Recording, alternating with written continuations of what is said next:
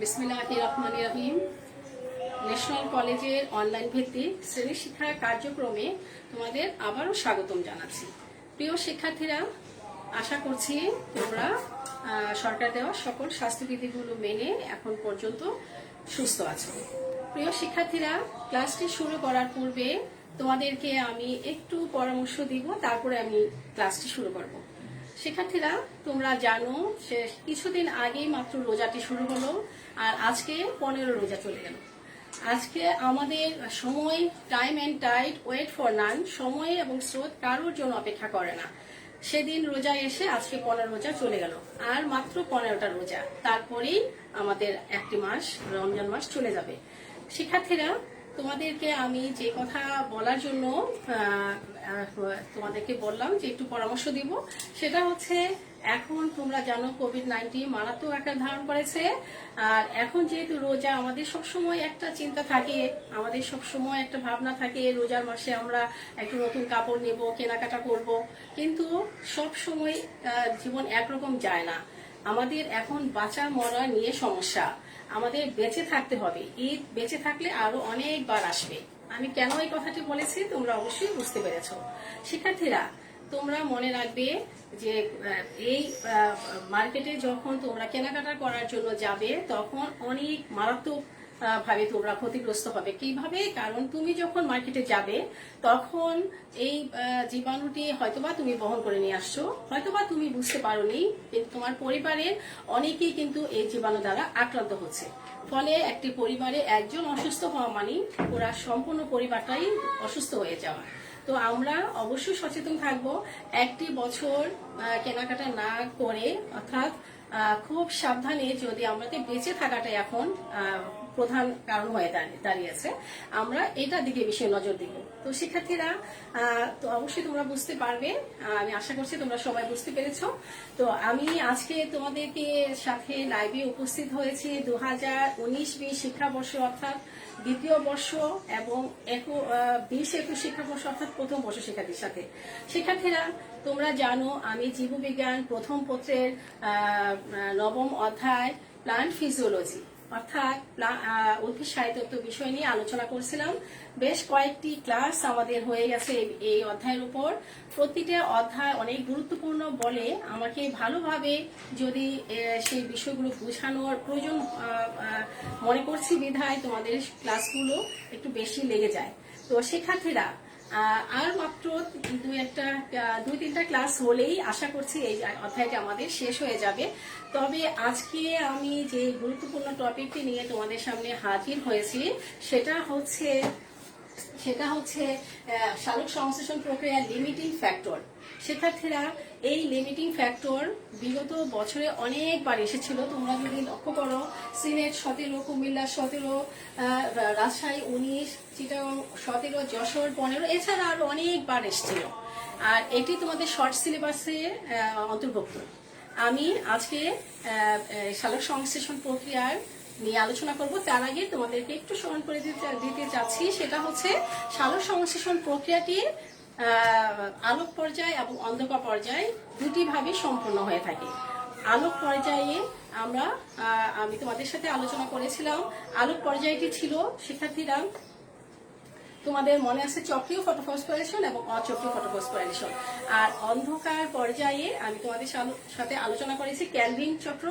তারপরে হচ্ছে গত ক্লাসে আমি কি আলোচনা করেছিলাম শিক্ষার্থীরা, নিশ্চয়ই তোমাদের মনে আছে, হ্যাজ ও স্ন্যাক চক্র।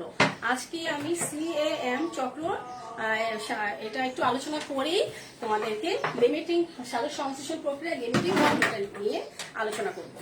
শিক্ষার্থীরা, তোমরা অবশ্যই ক্লাস শুরু করার পূর্বে খাতা, কলম, পেন্সিল, রাবার সবকিছু নিয়ে রেডি থাকবে। আর এই মুহূর্তে যারা লাইভে উপস্থিত আছো, তোমাদেরকে অসংখ্য ধন্যবাদ। আর যারা এখনো লাইভে সংযুক্ত হতে পারেনি, দ্রুত সংযুক্ত হয়ে যাবে। শিক্ষার্থীরা, তাহলে আমি CAM প্রক্রিয়াটি নিয়ে, অন্ধকার পর্যায়ে তৃতীয় ধাপ হচ্ছে CAM প্রক্রিয়া। যদিও তোমাদের ইন্টারমিডিয়েটের বইয়ের মধ্যে CAM প্রক্রিয়াটি বিস্তারিত আলোচনা করা হয়নি, এখানেই বলা আছে যে এটি বিস্তারিত আলোচনা হবে পরবর্তী ক্লাসে, অর্থাৎ যারা বোটানি নিয়ে অনার্স মাস্টার্স করবে তারা সেখানে গিয়ে এই সিএএম অন্ধকার পর্যায়ে সিএএম প্রক্রিয়াটি ডিটেলস জানতে পারবে। আর তোমাদের ইন্টারমিডিয়েট মানে এইচএসসি লেভেলে এটা সম্পর্কে কিছুটা ধারণা দেওয়া হয়েছে। আমি সেই ওইটুকু মানে যতটুকু ধারণা দেওয়া আছে সেটুকু আলোচনা করে আমি তোমাদের মূল যে সালোক সংশ্লেষণ লিমিটিং ফ্যাক্টর সেটা আলোচনা করব। তো শিক্ষার্থীরা শুরু করা যায়।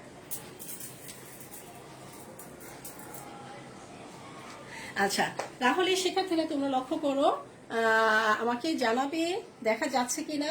আর হ্যাঁ, দেখা যাচ্ছে কিনা আমাকে একটু অবগত করবে। আচ্ছা শিক্ষার্থীরা, আর তোমরা অবশ্যই শিক্ষার্থীরা তোমরা কিন্তু অবশ্যই আমি যখন ক্লাসে বোঝাবো তোমরা বুঝতে পারছো কিনা সেটা কিন্তু কমেন্ট বক্সে রিপ্লাই করবে। আমি কিন্তু বুঝতে পারি না অনেক সময় তোমরা বুঝছো কিনা, তবে তোমরা যদি রিপ্লাই করো তবে সেটা আমার জন্য সুবিধা হয়।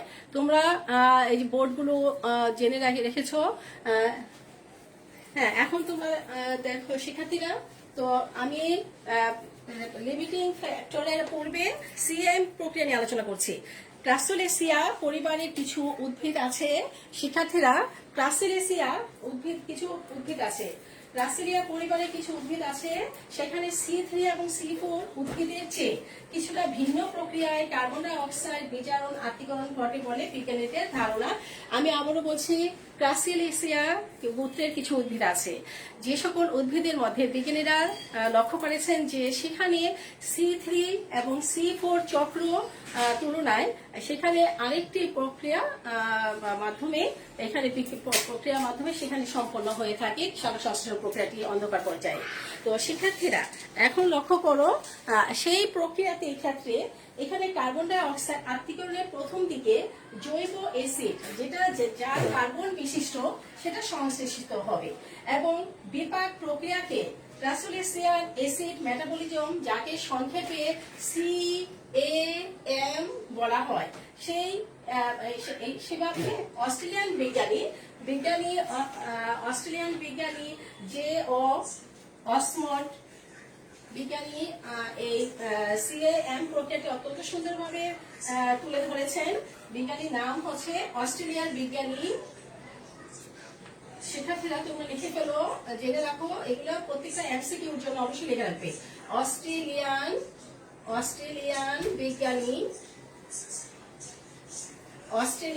বিজ্ঞানী J.O. অসমন্ড।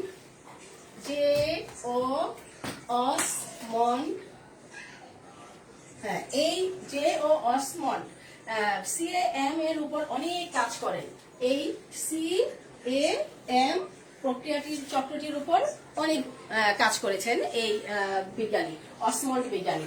তো শিক্ষার্থীরা তিনি কি করলেন যে ক্রাসুলেসিয়া গোত্রের কিছু উদ্ভিদ, যেমন ধরো অর্কিড, ক্যাকটাস, আনারস, এই জাতীয় উদ্ভিদগুলোর ক্ষেত্রে তিনি পরীক্ষা করে দেখলেন যে সে সকল পরীক্ষার ক্ষেত্রে সালোক সংশ্লেষণ প্রক্রিয়া অন্ধকার পর্যায়ের সেখানে দেখা গেছে যে C3 এবং C4 চক্রটি যথার্থ নয়। সেখানে আরেকটি প্রক্রিয়ার মাধ্যমে সেই উদ্ভিদগুলো সম্পন্ন করছে।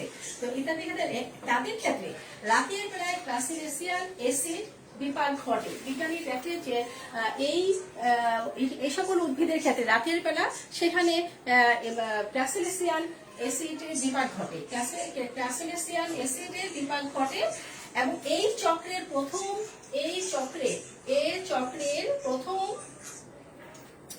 স্থায়ী যৌগ হচ্ছে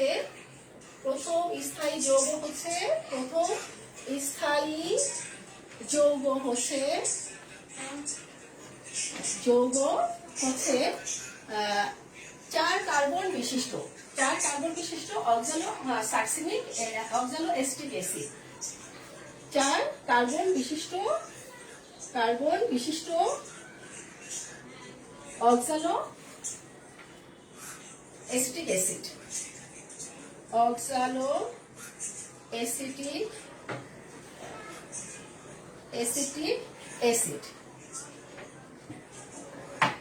অ্যাসিড।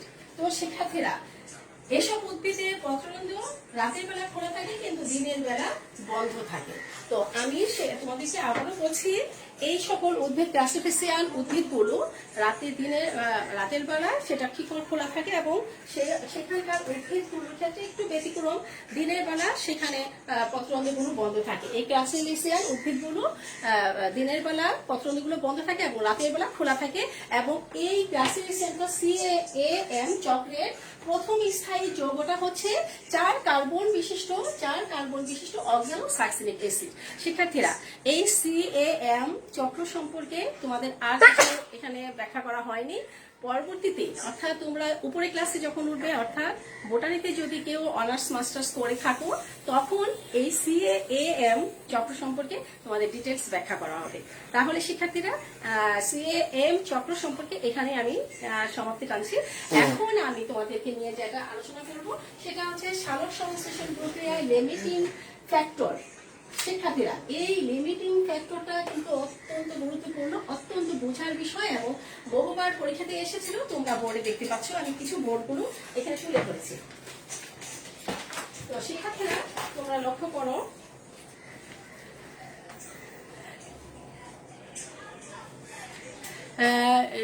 যেটা লেট হয়। আচ্ছা শিক্ষার্থীরা, তোমরা অবশ্যই খাতা কলম পেন্সিল আবার এখনই নিয়ে রেডি হয়ে যাও।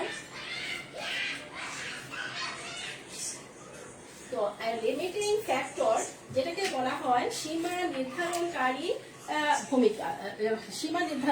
প্রভাবক। তো শিক্ষার্থীরা, সীমা নির্ধারণকারী প্রভাবক যাকে বলা হচ্ছে লিমিটিং ফ্যাক্টর। আমি আবারও বলছি, লিমিটিং ফ্যাক্টরটা হচ্ছে সীমা নির্ধারণকারী প্রভাবক। আমি আবারও এই সীমা নির্ধারণকারী প্রভাবক অর্থাৎ সালোক সংশ্লেষণ প্রক্রিয়াটি সম্পন্ন হতে গেলে আমরা জানি কার্বন ডাই অক্সাইড, অক্সিজেন, পানি, আলো, তাপমাত্রা, এগুলো হচ্ছে তাদের কি প্রভাবক। এই প্রভাবকগুলো দ্বারাই সালোক সংশ্লেষণ প্রক্রিয়াটি নিয়ন্ত্রণ হয়ে থাকে।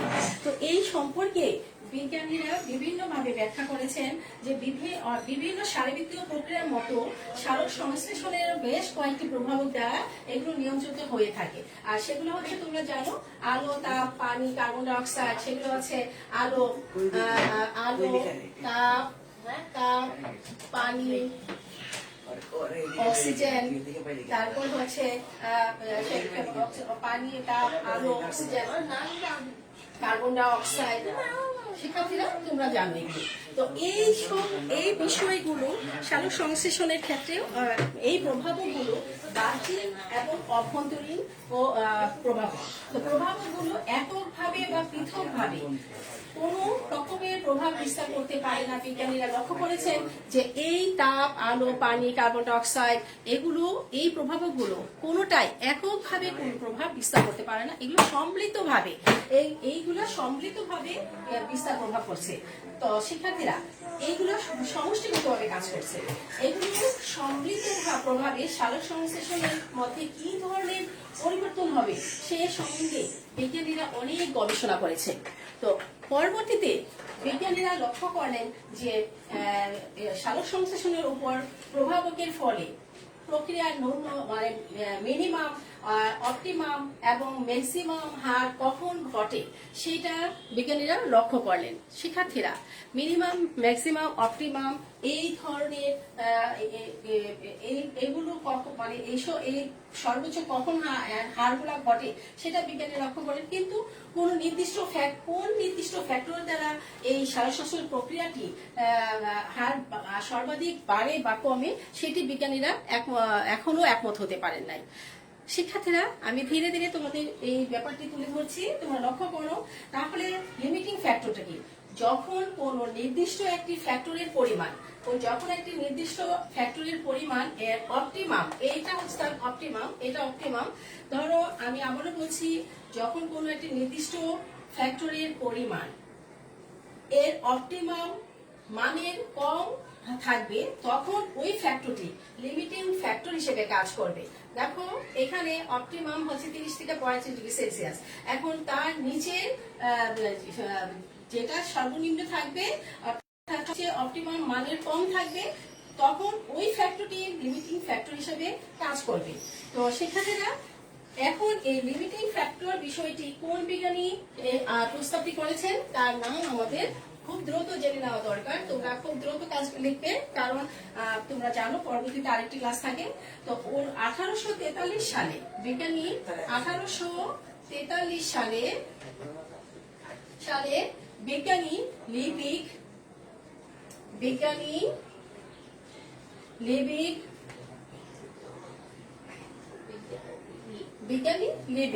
তিনি কি করেন, ল অফ মিনিমাম নামে একটি মতবাদ প্রস্তাব করেন। ল অফ মিনিমাম নামে একটি মতবাদ প্রস্তাব করেন এই সারসংশ্লেষণ প্রক্রিয়ার ক্ষেত্রে। এবং তার মতে যদি একটি প্রক্রিয়ার একাধিক ফ্যাক্টর দ্বারা নিয়ন্ত্রিত হয়, যদি দেখা যাচ্ছে যে একটি সারসংশ্লেষণ প্রক্রিয়ায় একাধিক ফ্যাক্টর দ্বারা যদি নিয়ন্ত্রিত হয়, তবে সবচেয়ে ধীর গতি সম্পন্ন ফ্যাক্টর দ্বারাই প্রক্রিয়ার হারটা নিয়ন্ত্রিত হবে। এবং 1905 সালে বিজ্ঞানী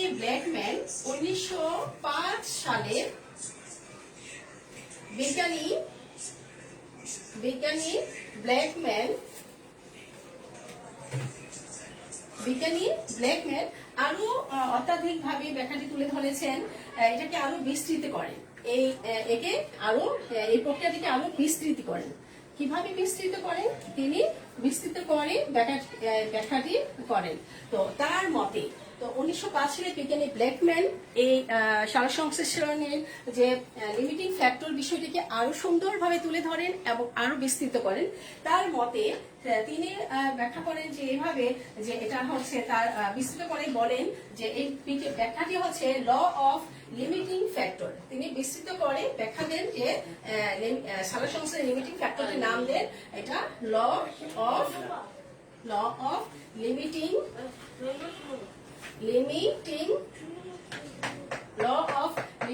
ফ্যাক্টর। তাহলে বুঝতে পেরেছো 1905 সালে বিজ্ঞানী ব্ল্যাকম্যান এই সারসংশ্লেষণ প্রক্রিয়া ব্যাখ্যা দিতে গিয়ে তিনি এটাকে আরো বিস্তৃত করে বলেন যে সারসংশ্লেষণ প্রক্রিয়াটি হচ্ছে ল অফ লিমিটিং ফ্যাক্টর। তাও শিক্ষার্থীরা দেখো, তার নাম অনুসারে সূত্রটির নামকরণ করা হয়েছে Blackman's of law of limiting factor. শিক্ষার্থীরা এই ক্ষেত্রে কম তাপমাত্রার প্রভাবটি ব্ল্যাকম্যান লিমিটিং ফ্যাক্টর বা সীমা নির্ধারণকারী প্রভাবক হিসেবে অভিহিত করেছেন। তোমরা অপটিমামটা দেখতে পাচ্ছ। আমি আবারও বলছি, এই ক্ষেত্রে বিজ্ঞানী ব্ল্যাকম্যান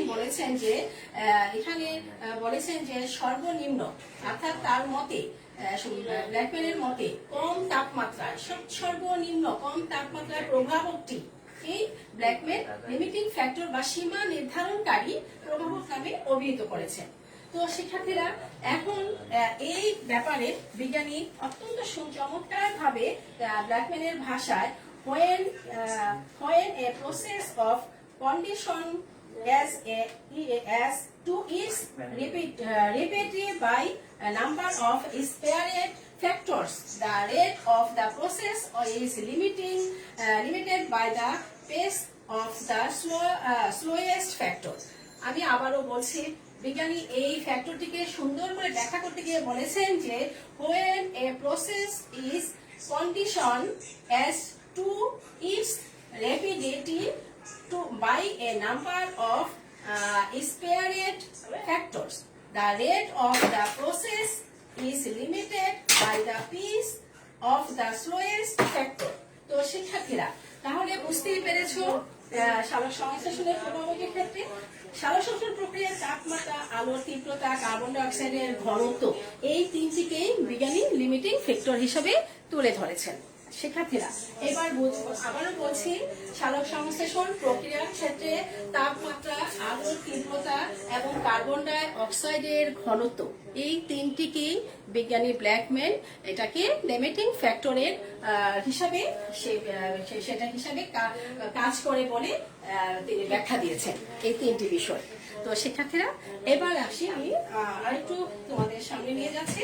তো লিমিটিং ফ্যাক্টরের নীতি অনুযায়ী সারসংশ্লেষণে যে কোনো নির্দিষ্ট সময়ে শুধুমাত্র একটি ফ্যাক্টর দ্বারা সীমাবদ্ধ হবে। সারসংশ্লেষণের এই হারটা ওই নির্দিষ্ট ফ্যাক্টরের সমানুপাতিক। আমি আবারও বলছি, এটার অর্থ হচ্ছে ফ্যাক্টরটির পরিমাণ যদি বাড়ে তাহলে সালোক সংশ্লেষণের হারও বাড়বে, ফ্যাক্টরের পরিমাণ যদি কমে তাহলে সালোক সংশ্লেষণের হারটাও অটোমেটিক কমে যাবে। এবং কিন্তু ফ্যাক্টরটির পরিমাণ অপটিমাম থেকে অনেক বেশি যদি হয়ে যায়, এই ফ্যাক্টরের মানটা যদি এই যে অপটিমাম এখানে দেখা আছে যে 30 থেকে 35 সেখানে সেলসিয়াস ডিগ্রি সেলসিয়াস তাপমাত্রাটা হচ্ছে তার অপটিমাম। এখন এই 30 থেকে 35 ডিগ্রি অপটিমামের উপরে যদি অনেক বেশি যদি সেটা হয়ে থাকে, ফ্যাক্টরটির পরিমাণ যদি এই অপটিমাম মান থেকে অনেক বেশি হয়ে যায়, তাহলে সালোক সংশ্লেষণের হারের উপরে হয়ে যায়, তাহলে কি হবে, এই সালোক সংশ্লেষণ প্রক্রিয়াটি হঠাৎ বন্ধ হয়ে যাবে। শিক্ষার্থীরা তোমরা কথাটা বুঝতে পেরেছো কিনা? অপটিমামের উপরেই যদি সালোক সংশ্লেষণের অপটিমামের উপরে যদি মানটা হারটা যদি বেড়ে যায়, তাহলে সালোক সংশ্লেষণ প্রক্রিয়াটা তো হবেই না, হঠাৎ করে সেটা বন্ধ হয়ে যাবে। তো এই অপটিমাম মানটাই হচ্ছে এটা ফ্যাক্টর, লিমিটিং ফ্যাক্টর। শিক্ষার্থীরা তাহলে দেখো এর তখন কি হবে যদি এটা বন্ধ হয়ে যায়, মনে করো সেটা ফ্যাক্টরের পরিমাণ বাড়লো এবং সালোক সংশ্লেষণের হারের উপরে, সালোক সংশ্লেষণের হারের অনেক উপরে সেটা হয়ে গেল এবং এটা বন্ধ হয়ে গেল, তখন কিন্তু এই অপটিমামের স্থলে আরেকটি ফ্যাক্টর এই সালোক সংশ্লেষণের হারকে নিয়ন্ত্রণ করবে। একটি বেড়ে যাওয়ার কারণে অপটিমামের উপরে যদি বেড়ে যায়, তখন যখন বন্ধ হয়ে যাবে তখন আরেকটি ফ্যাক্টর এসে তখন কি করবে, এই প্রক্রিয়াটাকে আবার নিয়ন্ত্রণ করবে। তাহলে শিক্ষার্থীরা আমি এখানে 3টি উদাহরণ হিসেবে চিত্র অঙ্কন করেছি এই সালোক সংশ্লেষণের অপটিমাম লিমিটিং ফ্যাক্টরটা তোমাদেরকে বোঝানোর জন্য আমি 3টি চিত্র এখানে এঁকে রেখেছি। তোমরা চিত্রটি দেখে দেখে বোঝার চেষ্টা করবে। তো শিক্ষার্থীরা তোমরা লক্ষ্য করো, বোর্ড ক্লিয়ার না? আচ্ছা, এখন ক্লিয়ার হওয়ার সম্ভাবনা আছে শিক্ষার্থীরা। আচ্ছা দেখো তো এখন ক্লিয়ার আছে কিনা একটু দেখো।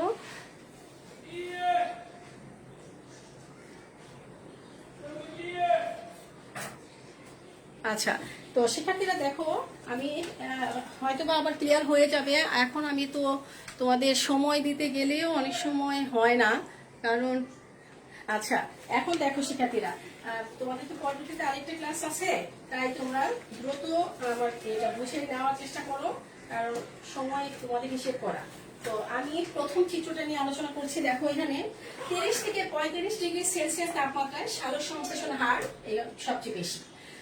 এখন এই 30 থেকে 35 ডিগ্রি সেলসিয়াস তাপমাত্রায় সালোক সংশ্লেষণের এই 30 থেকে 35 ডিগ্রি সেলসিয়াস তাপমাত্রাটাই হচ্ছে অপটিমাম তাপমাত্রা। শিক্ষার্থীরা এখন দেখো এই সালোক সংশ্লেষণের অপটিমাম তাপমাত্রাটাই হচ্ছে 30 থেকে 35 ডিগ্রি সেলসিয়াস। এখন 30 থেকে 35 ডিগ্রি সেলসিয়াস তাপমাত্রার সালোক সংশ্লেষণের হার সবচেয়ে বেশি, কিন্তু এই 35 ডিগ্রি সেলসিয়াসের উপরে যদি তাপমাত্রাটাকে বাড়ানো হয় বা বেড়ে যায়, তখন কি হবে, বেড়ে গেলে তখন এই সালোক সংশ্লেষণের হারটা হঠাৎ করে এটা দ্রুত কমে যাবে, হারটা হঠাৎ এবং দ্রুত এটা ফল্ট করবে। এখানে এই তাপমাত্রাটাই হলো লিমিটিং ফ্যাক্টর। তোমরা চিত্রে দেখতে পাচ্ছ সালোক সংশ্লেষণের উপর সীমাবদ্ধতা ফ্যাক্টর হিসেবে তাপের প্রভাব, অর্থাৎ ব্র্যাকম্যানের সীমাবদ্ধতা ফ্যাক্টরের নীতি এই ব্যাখ্যা, এটা উদাহরণ হিসেবে তুলে ধরা হয়েছে। এখন যদি আমি বলি কার্বন ডাই অক্সাইডের ঘনত্ব মার্কারি পারদ ঘন্টা হিসেবে ঘনত্বে সালোক সংশ্লেষণের হারের উপর অক্সিজেনের ঘনত্বের প্রভাব, সেটা তোমরা লক্ষ্য করো। এই নিয়ম অনুযায়ী দেখা গেছে যে কার্বন ডাই অক্সাইডের পরিমাণ সালোক সংশ্লেষণের হার নিয়ন্ত্রণকারী অপর আরেকটি ফ্যাক্টর। শিক্ষার্থীরা সালোক সংশ্লেষণের হারকে নিয়ন্ত্রণকারী আরেকটি ফ্যাক্টর হচ্ছে এই কার্বন ডাই অক্সাইড।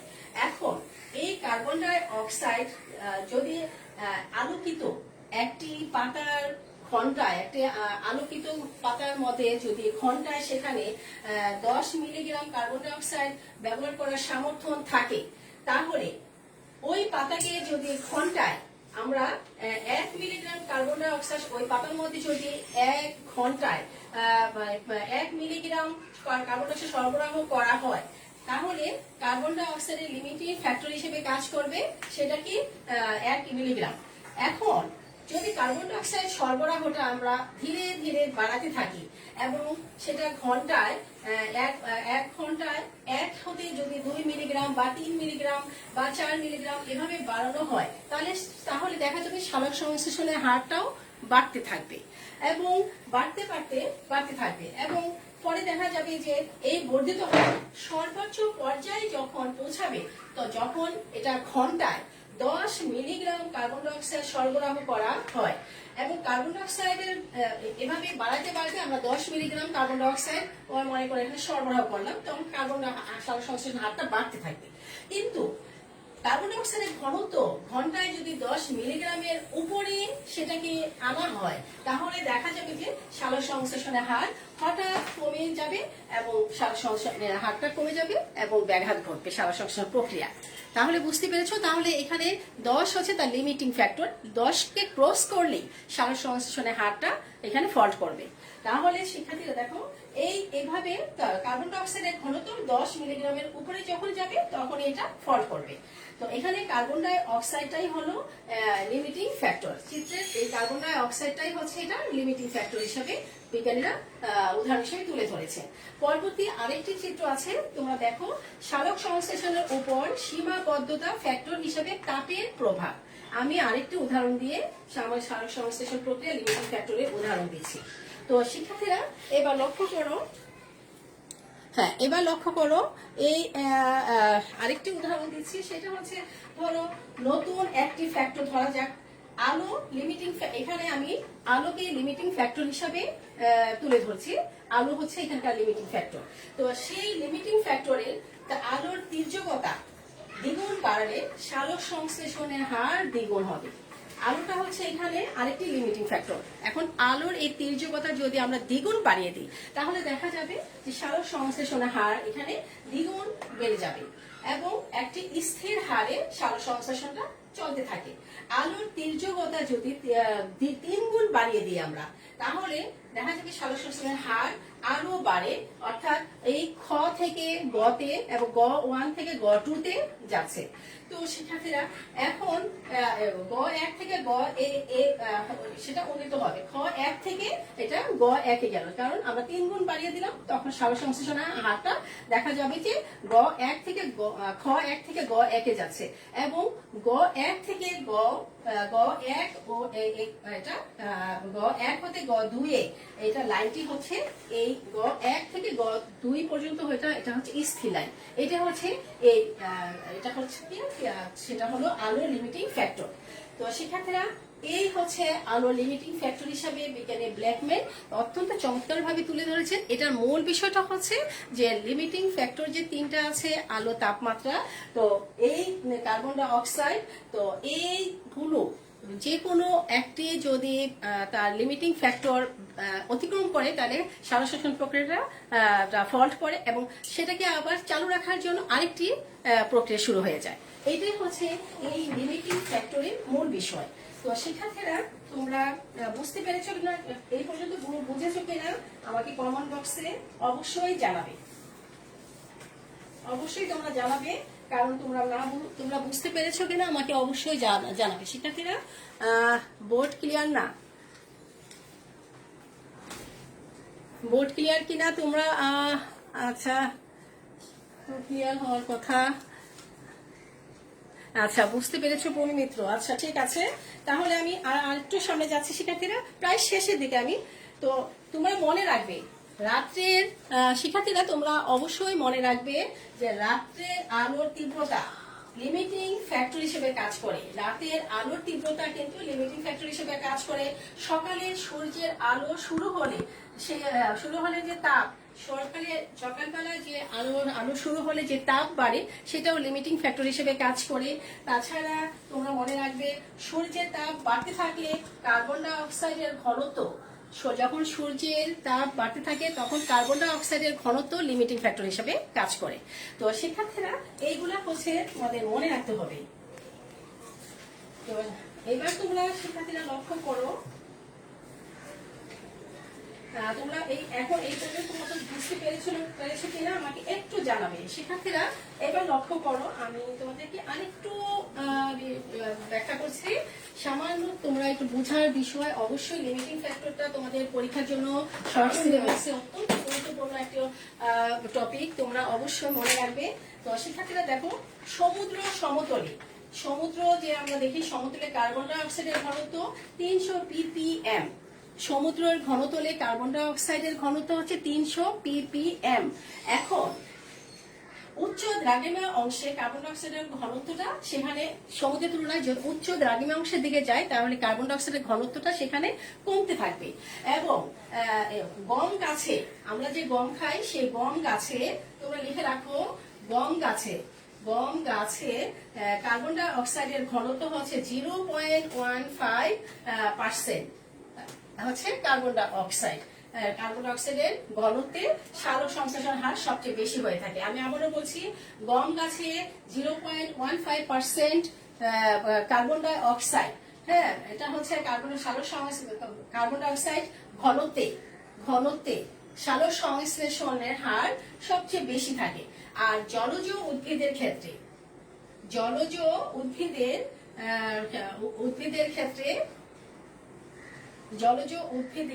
সেটা হচ্ছে 1.1% কার্বন ডাই অক্সাইড ঘনত্ব পর্যন্ত সালোক সংশ্লেষণের হার বাড়তে থাকে। এটা তোমরা মনে রাখবে। আমি আবারও বলছি, গম গাছে 0.15% carbon die oxide ঘনত্বে carbon die oxide সালোক সংশ্লেষণের হার বাড়তে থাকে। আর জলজ উদ্ভিদে 1.1% কার্বন ডাই অক্সাইড ঘনত্বে সালোক সংশ্লেষণের হার বাড়তে থাকে। তো শিক্ষার্থীরা এবার দেখো, এখন বিজ্ঞানী স্টিম্যান নিলসন, তোমরা এটা লিখে রাখতে পারো, বিজ্ঞানী স্টিম্যান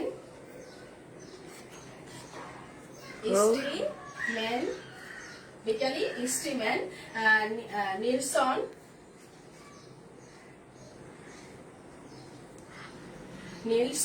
কি করেছেন? বিজ্ঞানী স্টিম্যান নিলসন এটা 1955 সালে তিনি একটু সুন্দর করে আরো কিছু ব্যাখ্যা দিয়েছেন। সেটা হচ্ছে তার মতে ক্লোরেলা উদ্ভিদ, ক্লোরেলা CHLORELLA, এই ক্লোরেলা এবং আরো কিছু উদ্ভিদ আছে, তার মধ্যে হচ্ছে স্ক্যান্ডেমাস নামক উদ্ভিদ,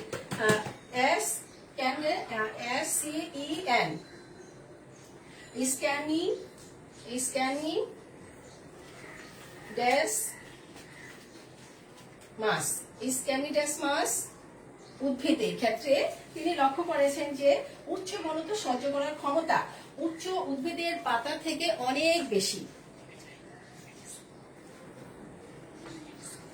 আচ্ছা শিক্ষার্থীরা, তোমরা লক্ষ্য করো, আমি আবারও বলছি, বিজ্ঞানী স্টিম্যান নিলসন 1955 সালে পরীক্ষা করে দেখলেন যে ক্লোরেলা এবং স্ক্যানিডেসমাস নামক উদ্ভিদের ক্ষেত্রে তাদের ক্ষেত্রে দেখা গেছে যে উচ্চ কার্বন ডাই অক্সাইডের ঘনত্ব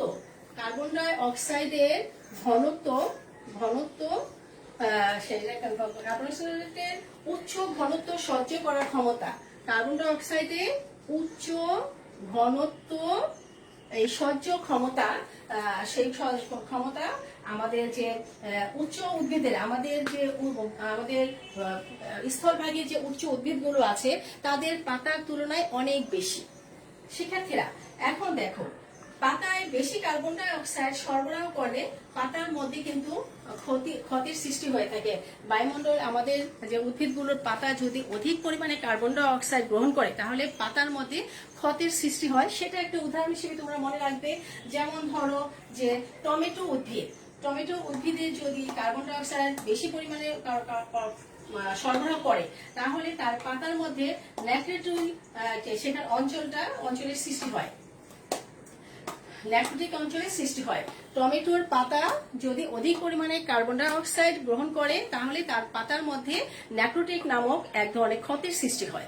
তাহলে শিক্ষার্থীরা এবার তোমরা প্রায় শেষের দিকে তোমাদেরকে আমি এটা লিমিটিং ফ্যাক্টরটা ব্যবহার করে আমরা কোন কোন কাজে লাগাতে পারি সেটা একটু ধারণা নিয়ে রাখো। অনেক সময় আসে অনুধাবন এবং ব এবং ঘয়ের প্রশ্নে এরকম প্রশ্ন আসতে পারে যে লিমিটিং ফ্যাক্টরের গুরুত্বটা, তাহলে সেখানে তোমরা কিভাবে সেটাকে উল্লেখ করবে। লিমিটিং ফ্যাক্টরের প্রভাব এবং প্রয়োগ, অর্থাৎ লিমিটিং ফ্যাক্টরটাকে ব্যবহার করে, অর্থাৎ প্রয়োগ দিকটা তোমাদের জেনে রাখা দরকার যে লিমিটিং ফ্যাক্টরটাকে প্রয়োগ করে আমরা কোন কোন উদ্ভিদের ক্ষেত্রে কাজে লাগাতে পারি এবং আমরা কোন ধরনের ফসল উৎপাদনের ক্ষেত্রে সফলতা পেতে পারি সেটা তোমরা একটু জেনে রাখো। তো দেখো শিক্ষার্থীরা, আলো, যদি আমি আলোর কথা বলি, আলো হিসাবে যদি আমরা চিন্তা করি তাহলে দেখো যে আলোর ক্ষেত্রে আলো 100 ফুট ক্যান্ডল হতে শুরু করে 3000 ফুট ক্যান্ডল পর্যন্ত বাড়িয়ে দিয়ে সালো সংশ্লেষণ হার সর্বোচ্চ হারে উন্নত করা যায়।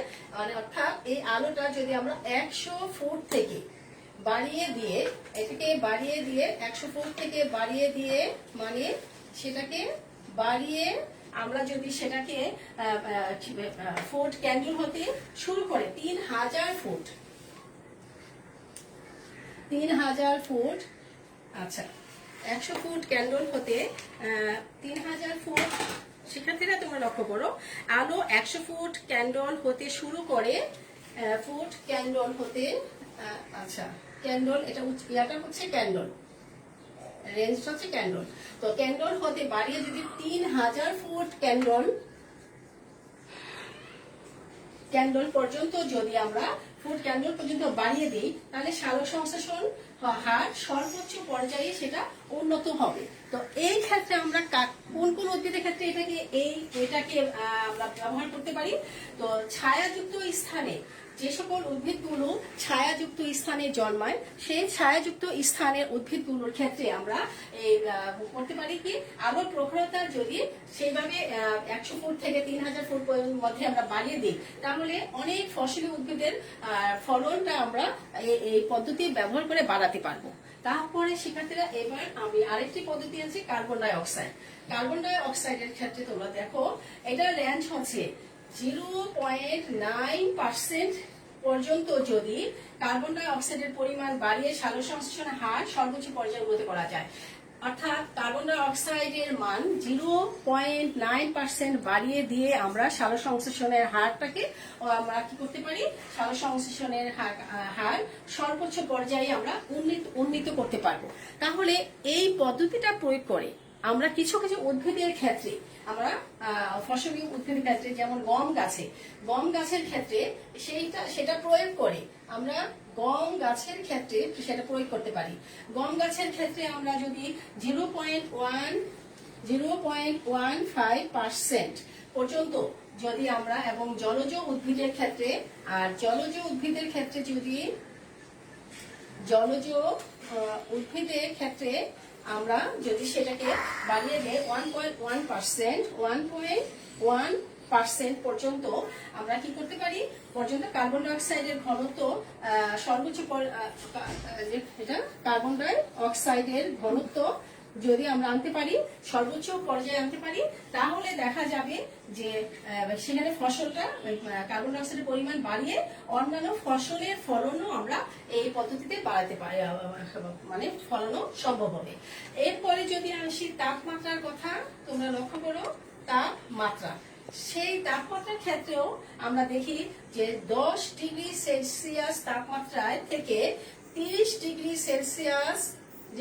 সেলসিয়াস তাপমাত্রা পর্যন্ত বা 35 ডিগ্রি সেলসিয়াস পর্যন্ত তাপমাত্রা মধ্যে, এই তাপমাত্রার মধ্যে আমরা দেখতে পাই যে এখানে এই তাপমাত্রার মধ্যে দেখা যায় যে প্রতি 10 ডিগ্রি সেলসিয়াস তাপমাত্রা বৃদ্ধিতে সালোক সংশ্লেষণের হার প্রায় 2.2 থেকে 2.6 গুণ, 2.2 থেকে 2.6 গুণ এটা বেড়ে যায়, আচ্ছা গুণ বৃদ্ধি পায়। এখন যদি আমরা এই পদ্ধতিটাকে, এই তাপমাত্রাটার রেঞ্জটাকে ব্যবহার করে আমরা কি করতে পারি, সেটাকে আমরা প্রয়োগের ক্ষেত্রে কৃত্রিম পরিবেশে অর্থাৎ গ্রিন হাউসে তাপমাত্রাটাকে নিয়ন্ত্রণ করে আমরা এই পদ্ধতিটা, এই তাপমাত্রাটাকে নিয়ন্ত্রণ করে সালোক সংশ্লেষণের হারটা আমরা বাড়াতে পারবো, অর্থাৎ বাড়ানো সম্ভব। এই হচ্ছে সালোক সংশ্লেষণ প্রক্রিয়ার ক্ষেত্রে লিমিটিং ফ্যাক্টরের ভূমিকা। তো শিক্ষার্থীরা, আমি তো আর 3টা আমার ক্লাসের মধ্যে চ্যাপ্টারটা শেষ করব, তাই আমাকে একটু টেনে নিতে হচ্ছে। তোমরা আশা করি তোমরা বুঝতে পেরেছো। আর সালোক সংশ্লেষণের গুরুত্ব তো তোমরা সবাই জানো, অসম্ভব সালোক সংশ্লেষণের গুরুত্ব। আমি পয়েন্টস গুলো শুধু লিখবো আর ব্যাখ্যাটা মুখে বলবো। আশা করি তোমরা বুঝতে পেরেছো, কারণ আমাকে ট্রেনে যেতে হবে। কারণ আমি যদি আরো 2-3টা ক্লাস বাড়াই তাহলে তোমরা পিছিয়ে পড়বে। আমার আর 2-3টা ক্লাস হলেই এই চ্যাপ্টারটা শেষ হয়ে যাবে। আশা করি আগামী সোমবারের মধ্যে আমি এই অধ্যায়টি শেষ করতে পারবো এবং তোমাদের শর্ট সিলেবাসের অন্তর্ভুক্ত ক্লাসগুলোই হবে। তো শিক্ষার্থীরা, সালোক সংশ্লেষণের গুরুত্বটা আমরা একটু জেনে নিই। সালোক সংশ্লেষণের গুরুত্ব,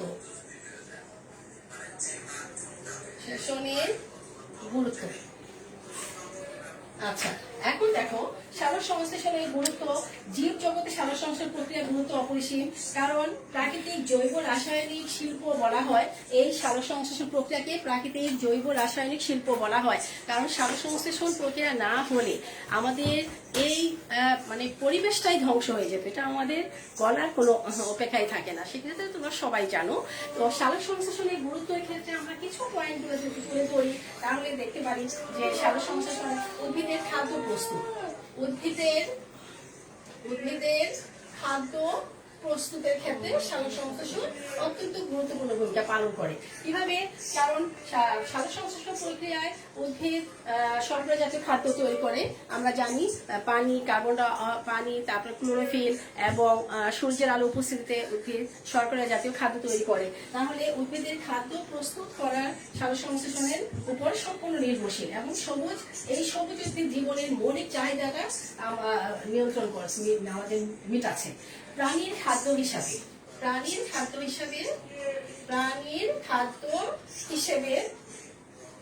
শিক্ষার্থীরা তোমরা জানো যে এই সালোক সংশ্লেষণ প্রক্রিয়ায় যে উদ্ভিদ যে খাদ্যগুলো তৈরি করছে, তো উদ্ভিজ্জ খাবারগুলো প্রাণীরা খেয়ে বেঁচে থাকে। আমাদের যে শর্করা জাতীয় খাবার মূল খাদ্য, আমরা ভাতে মাছে বাঙালি, আমাদের যে ভাত সেটা প্রধান খাদ্য। আমরা যা না খেয়ে আমরা বাঁচার কথা ভাবতেই পারি না। সেই ভাত কিন্তু সেই সালোক সংশ্লেষণ প্রক্রিয়ায় কিন্তু এই চাল উৎপাদন হচ্ছে, যার উপর আমরা সবাই নির্ভরশীল। এছাড়া বিভিন্ন রকমের ফল, শাক, সবজি এবং যা খেয়ে প্রাণীরা বাঁচে এবং প্রাণীজ খাবার আমরা খেয়ে বাঁচি, তাহলে বোঝাই যাচ্ছে যে প্রাণীর খাদ্য হিসাবে সেটা অত্যন্ত অবদান রাখে। তারপরে দেখো শক্তির উৎস হিসাবে। তো শিক্ষার্থীরা পরেরটা লিখে রাখো, শক্তির উৎস। আমি খুব দ্রুত লিখে যাচ্ছি। তোমরা জানো যে আমরা যে খাদ্য কেন খাই? চলাফেরা, কাজকর্ম করার জন্য, বেঁচে থাকার জন্য।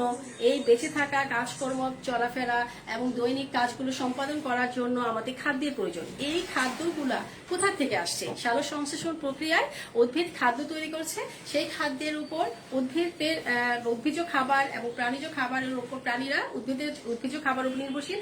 আর আমরা যারা সর্বভোগ তারা উদ্ভিদ এবং প্রাণীজ খাবার উপর নির্ভরশীল। এবং আমরা এই খাদ্য খেয়ে শক্তির প্রধান উৎস হচ্ছে সূর্য।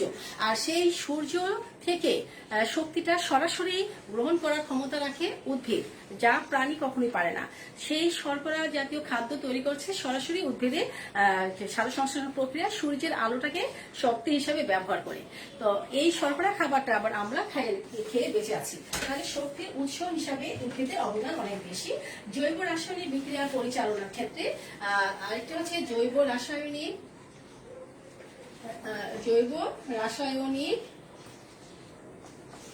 শিক্ষার্থীরা জৈব রাসায়নিক বিক্রিয়া পরিচালনা।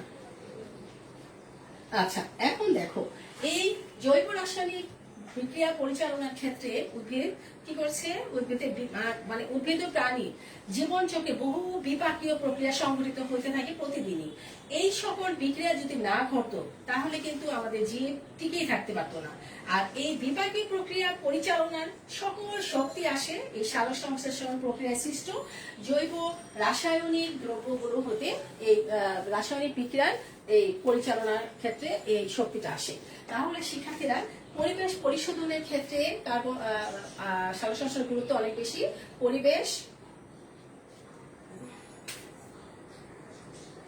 পরিশোধন। পরিবেশ পরিশোধনের ক্ষেত্রে সালোক সংশ্লেষণের প্রভাবটা অনেক বেশি। কিভাবে তোমরা জানো যে আমরা জানি যে উদ্ভিদ সালোক সংশ্লেষণ প্রক্রিয়ায় কার্বন ডাই অক্সাইড শোষণ করে এবং অক্সিজেন উৎপন্ন করে। প্রাণীকুল আবার সেই অক্সিজেনটা গ্রহণ করে এবং কার্বন ডাই অক্সাইড ত্যাগ করে।